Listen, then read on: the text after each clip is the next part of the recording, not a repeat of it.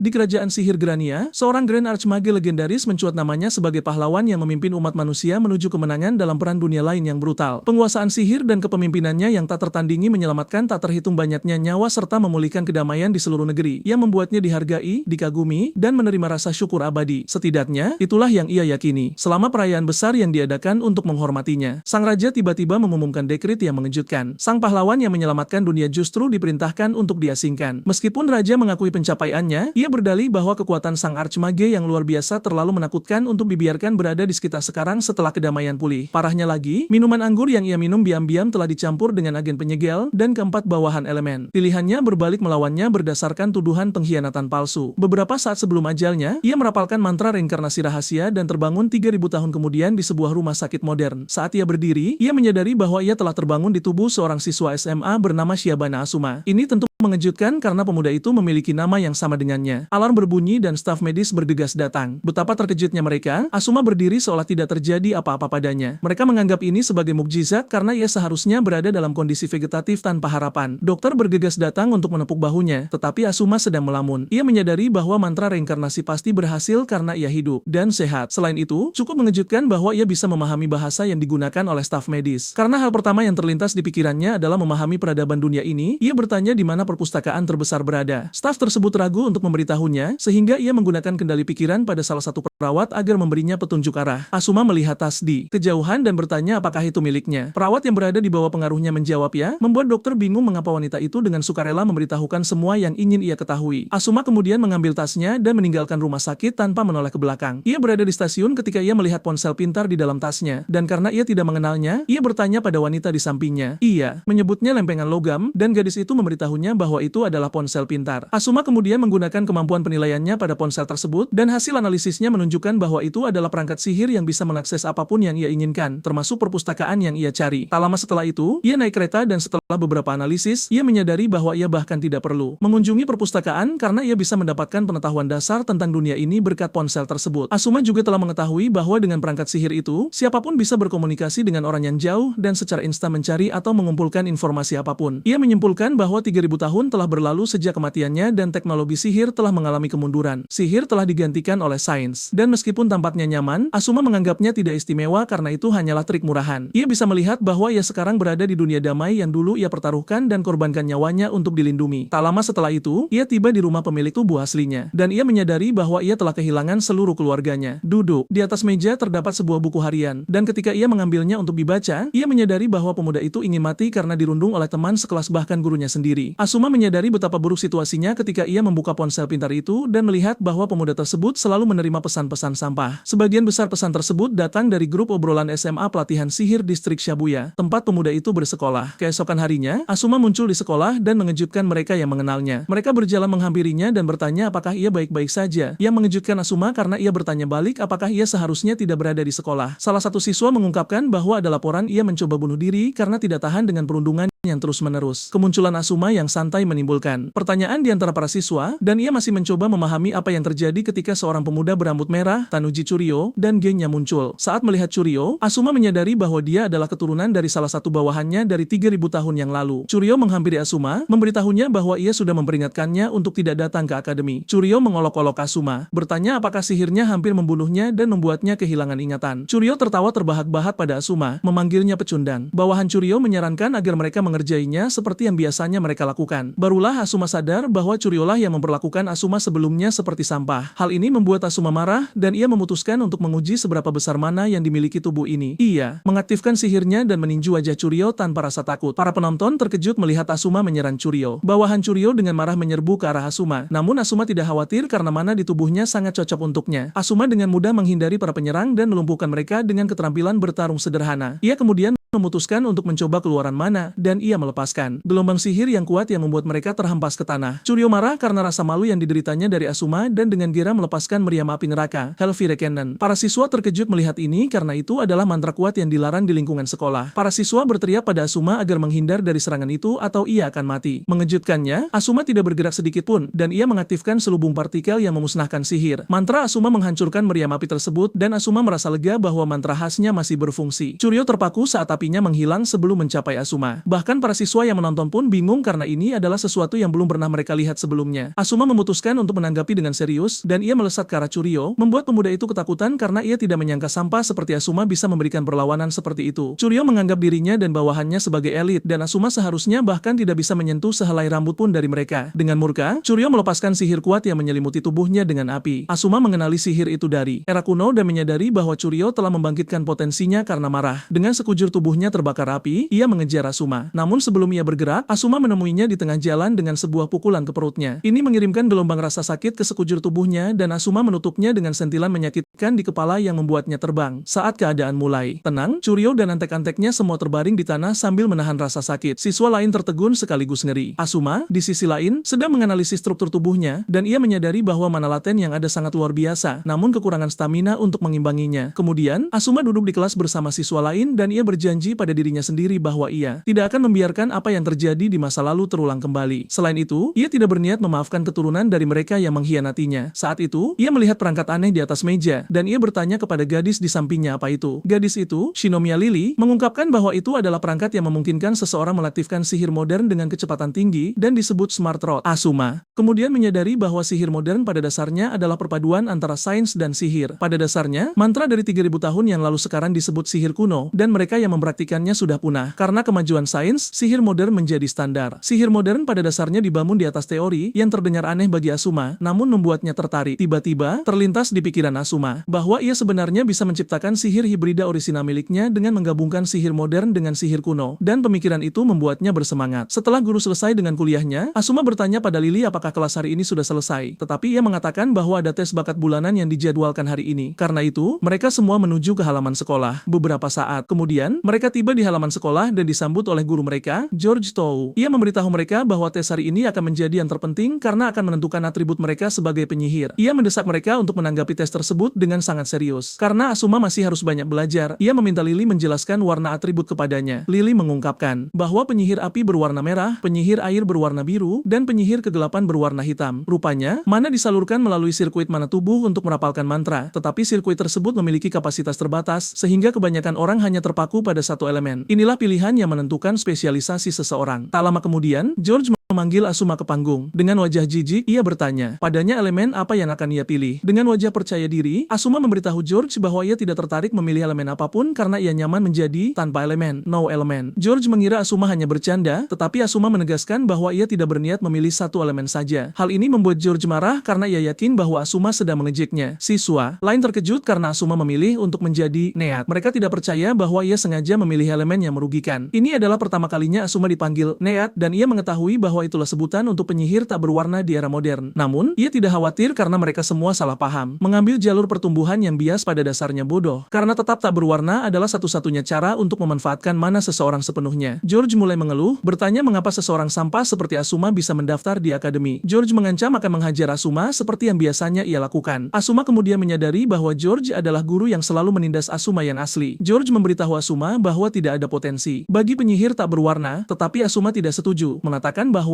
Neat adalah yang terkuat. Karena George tidak ingin mempercayainya, Asuma menyarankan agar mereka menguji teori tersebut dengan pertarungan tiruan. Asuma siap menunjukkan kepada George bahwa Neat adalah yang terkuat, tetapi ini membuat sang guru marah. Ia tidak percaya bahwa Asuma menantangnya bertarung dengan serius. Dan karena itu, ia memberitahu para siswa bahwa ada perubahan rencana. Ia memberitahu mereka bahwa tes bakat hari ini akan mencakup pertarungan tiruan tanpa batasan. Lily ketakutan ketika mendengar George tidak memberikan batasan pada duel tersebut karena George adalah yang terkuat di seluruh fakultas. Sebelum pertarungan dimulai, George memberitahu Asuma agar tidak menyalahkannya atas apapun yang terjadi selama pertarungan mereka. Asuma dengan santai memberitahu George bahwa sebaiknya ia khawatir pada dirinya sendiri. Pertandingan dimulai dan George melepaskan 2 Smart Rod, mengklaim bahwa ia adalah satu-satunya di akademi yang bisa menangani berbagai elemen. Ia menggabungkan 2 serangan, sihir modern Brace Bomb dan Thunder Lanci. Semua orang yakin Asuma akan tamat saat serangan itu bergerak langsung ke arahnya, tetapi sangat mengejutkan mereka, ia dengan santai memblokir serangan itu dengan mantra pelindung. George menonton dengan ngeri karena apa yang terjadi tepat di depannya tidak lain adalah hal yang mustahil. George meluncurkan gelombang serangan lain ke Asuma, tetapi ia masih memblokirnya dengan mudah. Ini mengejutkan George dan bahkan para siswa yang menonton. George terus melemparkan semua serangan yang ia bisa, tetapi Asuma perlahan berjalan ke arahnya sambil menangkis semua serangannya. George mulai panik dan ia berteriak pada Asuma, memberitahunya untuk tidak mendekat lagi. Asuma dengan percaya diri berjalan menghampirinya, dan ia menghancurkan Smart Rod miliknya sebelum meletakkan tangannya di bahu George dan melepaskan serangan menyakitkan padanya. Asuma menyuruh George untuk mengakui semua yang ia lakukan kepada semua orang, atau atau ia akan mengubahnya menjadi debu. Menyadari bahwa Asuma tidak menggertak dengan ancamannya, George mulai mengakui. Ia mengungkapkan bahwa ia selalu tutup mata saat Churio dan gengnya menindas Asuma. Bahkan ketika Asuma curhat padanya, ia tetap menghajarnya karena itu. Para siswa merasa ngeri dan kecewa ketika mendengar ini dan mereka segera bergegas untuk memanggil kepala sekolah. George jatuh berlutut dan Asuma menatapnya ke bawah sambil bertanya bagaimana perasaannya kalah dari penyihir tak berwarna. Karena pertarungan melawan George, Asuma menjadi kekuatan yang menakutkan di kelas karena ia sekarang tampak seperti orang yang benar-benar berbeda. Setelah kelas hari itu, Asuma kembali menoleh ke Lily untuk berbicara dengannya, yang mengejutkan gadis itu. Asuma berterima kasih kepada Lily atas bantuannya tadi, dan wajah Lily memerah karena sangat tersipu. Asuma membuatnya lebih buruk bagi Lily dengan mendekatinya dan bertanya apakah ia bersedia pergi bersamanya. Seluruh dunia Lily terguncang saat mendengar ini. Dengan wajah benar-benar merah, ia tiba-tiba setuju untuk pergi bersamanya. Namun, kenyataan segera menghampirinya saat ia menyadari bahwa Asuma bermaksud lain. Ia hanya ingin Lily menunjukkan tempat-tempat penting di sekolah yang perlu ia ketahui. Setelah menunjukkan tempat-tempat itu, Asuma berterima kasih atas bantuannya dan ia merasa benar-benar bodoh karena telah menaruh harapan. Ia gagal membendung emosinya dan mulai marah sampai Asuma bertanya apa masalahnya. Ia dengan cepat menjawab bahwa tidak ada yang salah dan untuk menutupi kesalahan emosionalnya, ia membawa Asuma ke gedung terbaik di sekolah, ruang analisis sihir. Lily memberitahu bahwa siswa bisa menggunakan ruangan itu selama mereka mengajukan permohonan. Asuma kemudian memberitahu Lily bahwa ia sekarang bisa mengakhiri tur karena ia sudah memahami semuanya dengan jelas. Ia berterima kasih atas bantuannya dan meyakinkannya bahwa ia akan membalas bantuannya suatu hari nanti. Lily sangat terkesan dengan semua ini yang memaksanya untuk bertanya, apakah pemuda itu benar-benar Asuma? Ia mengaku bahwa Asuma telah menjadi orang yang benar-benar berbeda sejak hari itu dimulai. Asuma mengakui bahwa ia mungkin tampak berbeda karena ia baru bangun sehari sebelumnya dan ingatannya agak campur aduk. Ia kemudian meminta maaf karena membuatnya khawatir, tetapi jauh di lubuk hati, Asuma terkesan bahwa Lily mampu mengetahui bahwa ada sesuatu yang terasa ganjil. Setelah ini terselesaikan, Lily pergi dan Asuma tetap tinggal di ruang analisis. Asuma meletakkan tangannya di komputer dan memintanya untuk menganalisis sihir kuno dan modern. Asuma yakin bahwa dengan komputer tersebut ia bisa mengembangkan sihir hibrida baru dan orisinal. Asuma tersenyum karena tidak sabar untuk menggunakannya keesokan harinya. Tiba-tiba, seorang pemuda muncul di sampingnya bertanya apakah ia Asuma. Ini datang sebagai kejutan bagi Asuma karena ia bahkan tidak merasakan keberadaan pemuda itu. Pemuda itu memperkenalkan dirinya sebagai Ishizuya Katakura dan ia adalah salah satu dari S4. Asuma bingung tentang apa arti S4 dan Ishizuya mengungkapkan bahwa itu berarti 4 yang kuat, strong 4. Pada dasarnya, mereka yang ada di grup tersebut dianggap sebagai yang terkuat di akademi dan Ishizuya adalah salah satunya. Ishizuya memberitahu Asuma bahwa ia mendengar tentang bagaimana ia mengalahkan Kurio yang juga merupakan anggota grup tersebut. Apa yang mengejutkan Ishizuya adalah fakta bahwa ia adalah penyihir tak berwarna. Namun, Ishizuya mengaku bahwa ia tidak marah karena Asuma menghajar Kurio karena ia bukan penggemar hal-hal yang ia lakukan. Karena itu, Ishizuya memberitahu Asuma bahwa ia ingin mereka berteman. Ia mengulurkan tangannya ke Asuma dengan senyum lebar di wajahnya dan Asuma butuh beberapa saat sebelum menjabatnya dan menerima kesepakatan itu. Dalam proses berjabat tangan, Asuma menyadari bahwa Ishizuya telah merapalkan semacam mantra lemah padanya dan ia berasumsi bahwa itu adalah mantra pelacak. Bukannya marah karena hal ini, ia terkesan karena Ishizuya mampu merapalkan sihir modern secara alami tanpa menggunakan smart rod. Selain itu, ia dapat dengan jelas melihat bahwa ia adalah keturunan dari rekan masa lalunya, sang penyihir angin. Setelah selesai berjabat tangan, Ishizuya berbalik untuk pergi dan Asuma tersenyum cerah karena ia pada dasarnya menerima tantangan Ishizuya. Keesokan harinya, Asuma menuju ke ruang fakultas untuk melakukan reservasi ruang analisis dan ia diberi waktu 1 jam, yaitu pukul 15 hingga pukul 16. Selama kuliah hari itu, Asuma gagal berkonsentrasi karena ia tidak sabar untuk mengunjungi ruang analisis sihir. Sepulang sekolah, ia langsung menuju ruangan itu. Asuma fokus pada sihir kuno, Grand Panel, yang merupakan bentuk sihir kuno yang ia gunakan dulu. Ini adalah prosedur di mana mana diambil dari atmosfer dan kemudian dikondensasikan dalam bingkai mana di dalam tubuh. Setelah sihir yang ingin diaktifkan penyihir ditentukan, mana ditransfer dari bingkai mana ke bingkai eksekusi dan lingkaran sihir akhirnya memformat proses yang tidak stabil tersebut menjadi pola tetap. Pada dasarnya, presisi dan keindahan lingkaran sihir berbanding lurus dengan keterampilan sang penyihir. Mana mengalir melalui lingkaran sihir yang dirancang oleh perapalnya, dan ketika dilepaskan dari sana, sihir pun aktif. Sihir kuno, di sisi lain hanya bisa digunakan oleh mereka yang terpilih. Ini pada dasarnya karena mana tidak dapat dimurnikan di dalam tubuh tanpa bakat sihir. Namun, situasinya tampak berbeda di era modern karena bingkai mana internal dan bingkai eksekusi telah digantikan oleh organ yang disebut sirkuit mana berkat penemuan smart rod. Smart rod secara otomatis menyuntikkan mana ke dalam sirkuit mana tubuh dan secara artifisial menghasilkan lingkaran sihir untuk mengaktifkan mantra. Sederhananya, mereka mampu menciptakan proses yang lebih umum, memungkinkan aktivasi sihir tanpa perbedaan pribadi yang bawaan. Namun, karena manualisasi prosedur tersebut, kekuatan sihir telah berkurang jika dibandingkan dengan sihir kuno. Dan tepat seperti yang diharapkan, tanpa smart rod tidak ada cara untuk menggunakan sihir. Dengan semua ini, Asuma menyadari bahwa menciptakan sihir hibrida yang memadukan teknologi kuno dan modern adalah tujuan utamanya. Namun, Untuk melakukan ini, ia tahu bahwa ia harus menguasai sihir modern ke tingkat tertinggi sehingga ia bisa menaklukkan semua atribut. Ia berencana menggunakan komputer kuantum untuk menjalankan perhitungan teori dasar sihir hibrida hipotesisnya. Asuma memasukkan datanya dan setelah selesai, ia memutuskan untuk mengambil minuman dan menunggu sampai hasil perhitungannya keluar. Tiba-tiba, ia terlempar ke dalam ruang magis di mana ia mendapati dirinya jatuh. Ia segera menyadari bahwa ia saat ini sedang diserang oleh seseorang yang menggunakan sihir modern. Namun masalahnya adalah ia tidak bisa melihat orangnya. Saat itu, barulah ia sadar bahwa hanya ada satu orang yang lolos dari radarnya. Dan ini, ia tidak percaya bahwa pemuda itu sudah bergerak saat ia menyarankan agar mereka berteman. Karena Ishizuya tidak keberatan menyerangnya, Asuma berencana mengajarinya apa artinya menjadi seniornya. Karena tidak mungkin Ishizuya bisa menteleportasikannya ke langit, Asuma menyimpulkan bahwa itu adalah mantra pengubah persepsi untuk membuatnya mempersepsikannya seperti itu. Ini adalah tipe sihir yang sama yang digunakan Ishizuya di masa lalu, dan Asuma terkejut bahwa ia tidak berubah. Meskipun demikian, Asuma penasaran untuk melihat apa yang akan terjadi jika ia terus jatuh bebas. Saat itu, sekumpulan makhluk sihir buatan muncul entah dari mana. Asuma terpaksa merapalkan mantra pelindung, dan ia menyadari bahwa ia akan terjebak dalam pertahanan jika ia tidak bisa menentukan di mana Ishizuya bersembunyi. Asuma merencanakan gerakannya dan memutuskan untuk menggunakan sihir perlambatan untuk menghentikan kejatuhannya. Namun tiba-tiba, ia menyadari bahwa ia jatuh ke dalam ranjau sihir. Saat inilah ia menyadari bahwa Ishizuya sudah menempatkan tindakan pencegahan di ruang magis tersebut yang akan selalu bereaksi terhadap mantra yang ia aktifkan. Asuma sampai pada kesimpulan cepat bahwa ia perlu menghancurkan ranjau-ranjau itu sebelum meledak, yang menyebabkan ledakan berantai. Asuma yakin ia mengendalikan segalanya sampai ia tiba-tiba mendapati dirinya melayang di ruang hampa tanpa atmosfer, membuatnya sulit bernapas. Ia masih berurusan dengan ini ketika sekumpulan ledakan mengguncang ruangan itu. Dan saat itulah Asuma akhirnya memutuskan bahwa ia sudah cukup. Asuma segera menyadari bahwa ia berisiko mati lemas jika tidak segera bergerak. Terlebih lagi, ruang magis itu rumit dalam konstruksinya, persis seperti karya seni. Karena ia tahu cara kerja Ishizuya, ia cukup yakin bahwa ia bersembunyi di suatu tempat dan menonton agar bisa menyaksikan kematiannya. Ini berarti seluruh ruang tersebut tidak otonom. Jadi Ishizuya pasti ada di dekatnya dan menonton melalui lubang pengintip. Asuma menyimpulkan bahwa jalan keluarnya adalah dengan menemukan lubang pengintip itu dan ia menyerahkan dirinya ke mode fokus 100%. Ishizuya melihat ini dan percaya bahwa Asuma akhirnya menyerah, tetapi pada saat yang sama ia belum siap untuk mundur. Tiba-tiba, ledakan besar mengguncang ruangan itu, dan ini berkat Asuma yang menyalurkan seluruh mana terkonsentrasinya ke bingkai eksekusinya dan melepaskannya sekaligus. Ishizuya terkejut melihat ini. Namun Asuma tidak menahan diri saat ia terus memperluas lingkaran sihir masifnya. Ia berencana untuk mengungkap anomali di dalam ruangan dan menentukan titik observasi Ishizuya dengan melakukan ini. Setelah beberapa saat melakukan ini, ia akhirnya menemukan lokasi Ishizuya, dan ia tidak membuang waktu memanfaatkan ruangan tersebut. Ia menghancurkan sihir Ishizuya, dan ia mendapati dirinya berada di ruang sihir lagi. Dengan ini, ia mengonfirmasi bahwa Ishizuya menggunakan sihir pengubah persepsi. Asuma kemudian meninggalkan ruangan untuk menemukan Ishizuya di tempat ia duduk. Asuma menghampirinya, bertanya mengapa ia ingin menyakitinya. Padahal ia memberitahunya sebelumnya bahwa ia ingin mereka berakrab. Ishizuya melompat kegirangan, memberitahu Asuma bahwa ia adalah segala sesuatu yang ia bayangkan. Ishizuya berbicara tentang betapa mudahnya bagi Asuma untuk menembus sihir ilusi dan merapalkan sihir levitasi tanpa nyanyian. Ishizuya memberitahu Asuma bahwa ia orang yang luar biasa karena mampu melakukan ini. Ishizuya terus menari-nari. Saat ia membandingkan teknik Asuma dengan seni terbaik di dunia, ia memberitahu Asuma bahwa ia luar biasa dan ia ingin memahami sirkuit sihirnya. Tiba-tiba, wajah Ishizuya berubah saat ia memberitahu Asuma bahwa hal yang paling ia sukai adalah melihat sesuatu yang indah dihancurkan. Sebelum Asuma bisa bereaksi, ia menyadari bahwa Ishizuya telah selangkah lebih maju darinya lagi dan ia telah jatuh ke dalam mantra lainnya. Ishizuya kemudian mengaktifkan mantra sihirnya, Meteor Fall, dan sekumpulan bahan konstruksi dari bawah melayang ke udara untuk mulai jatuh ke arah Asuma dalam upaya untuk menusuknya. Bahkan dengan sejumlah benda tajam yang datang ke arahnya, Asuma tetap tenang. Tepat sebelum duri-duri itu turun ke arahnya, ia berhasil menciptakan pelindung untuk memblokirnya. Namun, Ishizuya mengolok-olok dirinya, memberitahunya bahwa ia ingin melihat berapa lama ia akan bertahan. Ishizuya terus melemparkan beberapa bahan ke arah Asuma, memaksanya untuk terus menghindar. Dan tanpa diragukan lagi, ia menyadari bahwa Ishizuya mencoba memojokkannya. Sebelum Asuma menyadarinya, ia mendapati dirinya di tengah bahan konstruksi yang ditujukan untuk menghabisinya. Asuma terus bertahan, tetapi Ishizuya mengolok-oloknya, memberitahunya bahwa ia sudah mencapai batasnya. Ishizuya kemudian melangkah lebih jauh dengan menarik pesawat terbang ke arah lokasi Asuma. Ishizuya melayang di udara sambil memberitahu Ishizuya bahwa ia berada di dunianya. Ishizuya memberitahu Asuma bahwa ia penasaran untuk melihat bagaimana ia akan memblokir serangan terbarunya. Asuma mengangkat tangannya ke udara, namun pada saat yang sama, ia memfokuskan perhatiannya ke sekelilingnya. Sementara itu, Ishizuya berencana untuk menusuknya dengan jarum, tetapi tepat saat ia melemparkan jarum itu ke arah Asuma, ia membatalkan mantra yang melindungi pesawat itu. Ini mengejutkan Ishizuya dan ia menonton saat pesawat itu jatuh menabrak. Namun, ternyata itu hanya ilusi, dan serangan utamanya adalah jarum tersebut. Asuma mampu melihat melalui hal ini, dan ia menangkap jarum itu dengan cukup mudah. Asuma mengolok-oloknya, memberitahunya bahwa ia sudah melihat melalui rencananya. Asuma menjelaskan bahwa mantra yang memanipulasi angin untuk menjatuhkan puing-puing hanyalah umpan. Ishizuya telah menjatuhkan benda nyata seperti tiang dan lempengan logam, tetapi kemudian ia mengikutinya dengan pesawat ilusi untuk menarik perhatiannya. Saat Asuma teralihkan, ia kemudian meluncurkan jarum sihir yang diinfus dengan mantra pengganggu kesadaran yang merupakan gerakan nyata Ishizuya. Asuma tersenyum karena bahkan Meteor Fall milik Ishizuya hanyalah gertakan. Asuma memuji kerja keras Ishizuya, tetapi memberitahunya bahwa semua yang ia coba lakukan tidak berguna melawannya. Ishizuya memperdebatkan kemungkinan ini, mengatakan tidak mungkin Asuma bisa melihat melalui sihirnya karena tidak ada penyihir hidup yang bisa merasakan kapan ia mengaktifkan sihirnya. Ishizuya mengatakan ini hanya mungkin jika orang tersebut adalah armage legendaris dari 3000 tahun yang lalu. Saat itu, Asuma memberitahunya bahwa karena sihirnya luar biasa, ia akan mengakhiri pertempuran dengan kehalusan. Ia melesat ke arah Ishizuya dengan kecepatan yang tidak bisa ia antisipasi, dan ia memberitahunya bahwa ia menggunakan terlalu banyak sihir di depannya yang memberinya kesempatan untuk menganalisisnya. Asuma meletakkan tangannya di dada Ishizuya dan melepaskan lingkaran sihir yang mengirimkan getaran rasa sakit ke sekujur tubuhnya. Efek sihirnya bekerja dan Ishizuya berteriak kesakitan sebelum pingsan. Asuma berdiri tegak di atasnya dengan senyum di wajahnya karena ia memenangkan pertempuran. Saat Ishizuya pingsan, ia mendapati dirinya bermimpi tentang leluhurnya dari 3000 tahun yang lalu. Ia cukup dekat dengan Asuma saat itu, dan ia menganggap Asuma sebagai karya seni. Meskipun ia dekat dengan Asuma, Ishizuya tidak dekat dengan anggota tim lainnya karena ia selalu menghindari mereka. Kuryo percaya bahwa Ishizuya pemalu, tetapi rekan tim mereka yang lain mengatakan Ishizuya mungkin tidak menyukainya. Rupanya, Ishizuya tidak akur dengan yang lain karena mereka tidak menghargai seni. Dan Ishizuya bukan tipe orang yang mau berurusan dengan orang-orang seperti mereka. Tepat ketika segalanya menjadi sangat baik antara dirinya dan Asuma, ia tiba-tiba diberitahu oleh salah satu rekan timnya bahwa Raja telah memberikan dekret kerajaan mengenai fakta bahwa Asuma adalah seorang pengkhianat. Ishizuya tidak ingin mempercayai ini karena ia tidak berpikir ada kemungkinan Asuma mengkhianati mereka. Rekan timnya memberitahu dia bahwa ini benar karena Raja memiliki kekuatan penglihatan masa depan dan itu tidak pernah salah. Ini menghancurkan hati Ishizuya karena ia menganggap Asuma sebagai karya seni dan ia bertanya-tanya mengapa ia akan mempertaruhkan segalanya untuk mengkhianati kerajaan. Ishizuya mempertanyakan ini saat ia terbangun di ruang kesehatan. Karena Ishizuya tidak mengalami peristiwa tersebut secara langsung, ia percaya bahwa apa yang baru saja ia saksikan adalah mimpi buruk. Ishizuya mencoba mengumpulkan kesadarannya saat Asuma muncul, menawarinya air untuk diminum. Ia memberitahunya bahwa itu adalah minuman elektrolit dengan gula di dalamnya. Asuma menyarankan agar Ishizuya melakukan rehidrasi secepat yang ia bisa karena ia telah kehilangan banyak cairan akibat berkeringat. Ishizuya terkejut dan ia bertanya, Asuma mengapa ia membantunya? Asuma menyebutkan bahwa Ishizuya menerima mantranya secara langsung dan tidak mungkin ia akan keluar tanpa cedera. Meskipun demikian, ia memberitahu Ishizuya bahwa sirkuit sihirnya masih stabil dan tampaknya tidak menyebabkan kerusakan permanen. Saat itu, Ishizuya melihat handuk di tangan Asuma dan barulah ia sadar bahwa Asuma telah merawatnya saat ia pingsan. Dengan senyum cerah di wajahnya, Asuma memberitahu Ishizuya bahwa ia melakukannya karena ia tidak ingin kehilangan penyihir berbakat. Dengan suara lembut, Ishizuya berterima kasih kepada Asuma atas bantuannya dan ia memberitahu Asuma bahwa tidak semua orang di S4 seperti Churyo. Ishizuya mengakui bahwa kekuatan sihir Churyo luar biasa, tetapi pada saat yang sama, ia tidak setuju dengan ide-idenya. Ishizuya kemudian mengungkapkan bahwa ia ingin melihat seberapa kuat Asuma agar ia bisa mengalahkan Churyo. Ishizuya kemudian menundukkan kepalanya kepada Asuma untuk meminta maaf atas nama Churyo karena semua yang telah ia lakukan padanya. Asuma tersenyum dan ia memberitahu Ishizuya bahwa ia tidak terlihat seperti orang jahat. Ia kemudian memberitahu Ishizuya bahwa ia akan melupakan bahwa ia menyergapnya. Namun, sebagai ganti dari hal ini, ia ingin mereka membuat kesepakatan. Ishizuya bertanya padanya apa kesepakatannya, dan Asuma memberitahu Ishizuya bahwa ia ingin ia keluar dari S4 dan bergabung dengannya untuk menciptakan faksi baru di akademi. Asuma siap mengambil risiko merekrutnya karena ia tidak memiliki ingatannya dari 3000 tahun yang lalu. Asuma telah menyadari bahwa ia akan membutuhkan sekutu jika ia ingin mencapai apapun di era saat ini. Asuma memberitahu Ishizuya bahwa ia mengandalkannya untuk berjalan bersamanya menuju masa depan yang ia tuju. Ishizuya benar-benar terpesona dan merasa terhormat dengan tawaran tersebut. Ia tidak membuang waktu turun dari tempat tidur dan ia berlutut di depan Asuma, memberitahu bahwa ia siap mengikuti pimpinannya. Asuma terkejut dengan perilaku Ishizuya karena ia dengan jelas ingat Ishizuya dari 3000 tahun yang lalu melakukan hal yang sama. Juga, saat itu, Asuma memberitahu perawat bahwa ia bisa melihatnya mengintip dari balik pintu. Wanita itu dengan cepat melangkah keluar mengatakan bahwa ia tidak bermaksud begitu. Karena ia selesai dengan Ishizuya, Asuma bersiap untuk pergi. Sebelum pergi, ia memberikan grafik yang menganalisis sirkuit sihir Ishizuya kepada perawat tersebut. Asuma memberitahu perawat bahwa ia bisa menggunakan ini sebagai referensi, dan saat ia menatap grafik tersebut, ia hampir kehilangan akal sehatnya. Ia tidak percaya betapa sangat detail grafik tersebut. Ia berteriak pada Asuma untuk berhenti, dan ia bertanya apakah ia bersedia bergabung dengan lembaga penelitiannya sebagai siswa khusus. Asuma berbalik, tersenyum padanya, dan menolak tawaran itu, memberitahunya bahwa ia sudah menyukai akademi ini. Setelah pergi, Asuma menuju ke ruang analisis sihir karena ia sedikit teralihkan dan ia perlu melanjutkan penelitiannya. Setelah komputer selesai menganalisis semua yang ia sarankan, komputer sampai pada kesimpulan bahwa teorinya direkomendasikan untuk dipresentasikan di konferensi akademik sebagai sistem sihir baru. Asuma senang karena firasatnya benar dan menghela napas lega karena ini meletakkan dasar bagi sihir hibrida yang mencampur metode kuno dan modern. Asuma menyadari bahwa hal berikutnya yang akan ia lakukan adalah mengutak-atik setiap formula sihir agar sesuai dengan penggunaan spesifik. Setelah ini, ia akan menyesuaikannya dengan sirkuit sihir dan ia juga perlu memverifikasi kompatibilitasnya dengan elemen. Karena ia memiliki banyak pekerjaan, Asuma menyadari bahwa ruang analisis sihir mungkin bisa menjadi rumah keduanya. Asuma berencana mengungguli semua sihir kuno yang telah ia pelajari dan kemudian menciptakan sihir yang revolusioner. Keesokan harinya di kelas, guru memutuskan untuk memanggil Asuma karena ada kecurigaan bahwa ia menyontek karena nilainya tiba-tiba naik. Guru menyuruhnya maju untuk menyelesaikan pertanyaan yang ada di papan tulis. Guru melakukan gaslighting pada Asuma agar maju dan Asuma dengan percaya diri berjalan untuk membuktikan mereka salah bahwa Neat bukanlah sampah. Asuma mengambil kapur dan ia mulai menyelesaikan persamaan tersebut hingga ke detail terakhir, mengejutkan guru dan bahkan para siswa. Asuma bahkan menjelaskan bagaimana persamaan itu muncul dan untuk apa digunakan. Rupanya, itu adalah persamaan yang sama yang mengarah pada penemuan smart rod. Dan ketika guru mendengar ini, ia benar-benar kewalahan. Ia tidak punya pilihan selain memberitahu Asuma bahwa ia benar dan ia menyuruhnya kembali ke tempat duduknya. Guru itu tertegun karena Asuma baru saja menyelesaikan masalah yang dimaksudkan untuk mereka yang di universitas. Saat ia kembali ke tempat duduknya, Lily tidak bisa mengalihkan pandangannya dari pemuda yang keren dan santai itu. Saat makan siang, sebagian besar kelas berjalan menghampiri Lily, memohon padanya untuk berbicara dengan Asuma agar ia bisa berteman dengan mereka. Menyadari bahwa mereka tidak akan membiarkannya bernapas kecuali ia melakukannya, Lily akhirnya setuju untuk berbicara dengan Asuma. Lily kemudian bertanya pada Asuma apakah ia akan bebas setelah sekolah agar mereka bisa pergi ke kafe dan makan bersama dengan seluruh kelas. Asuma awalnya menolak tawaran itu, tetapi saat ia menyadari bahwa Lily akan dipermalukan, ia berubah pikiran. Seluruh kelas meledak dalam kegembiraan saat ia mengatakan ini, dan mereka mengakui bahwa itu adalah hari terbaik dalam hidup mereka. Sementara itu, ada seorang gadis aneh yang mengawasi Asuma dan ia bertujuan untuk menghancurkan wajah tampan Asuma. Beberapa saat kemudian, Asuma dan teman sekelasnya tiba di kafe, tetapi Asuma bahkan tidak bisa mendapatkan waktu istirahat karena para siswa tertarik pada segala sesuatu yang